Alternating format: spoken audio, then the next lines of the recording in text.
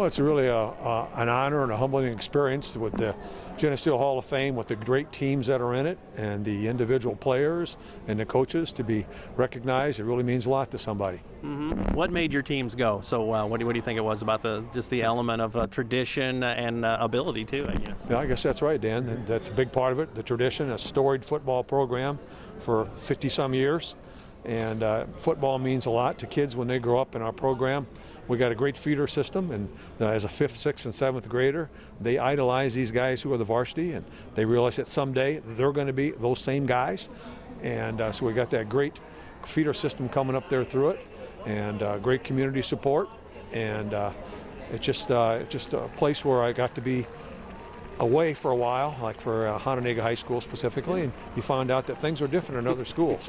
You know, and that here you don't realize, you take for granted some things that are really special about Geneseo. Mm-hmm. How fulfilling has it been over the long haul to see guys not only thrive on the football field, and now they're thriving at life? I mean, I look at your son Brad, you know, it's just like he's living a great life. You know? Well, it's a different era now to come back and be talking to guys who played for you, and they're now fathers themselves. And some of them got sons that are in our program. They said, "Oh, my dad played for you," and so it makes you feel old, but also feel that you know, once again, it's a special place. Mm-hmm. And sometimes you don't always recognize everybody because I was gone for 10 years, and once you get okay, and you figure out who it is, you know, and then it's really fun now to talk and relive experiences and things that happened in the past. Mm-hmm. It's been great to be back. Well, and last thing, you're a guy that's endured so long in the coaching profession. You know, what's your message to that young coach to be a long-term guy? You know, because things are so different now with the pressures of social media, and parents are a little bit different, a little more into it now. What sustained you for so long, do you think?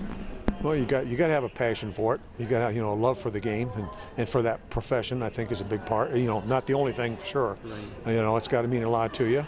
And you can't be somebody who's always worried about that next job. I think you got to take the job that you got now and do the very best that you can with that job, and whatever happens is going to happen, whether that's moving on in your career or moving up at that same school you're at, or whatever it is.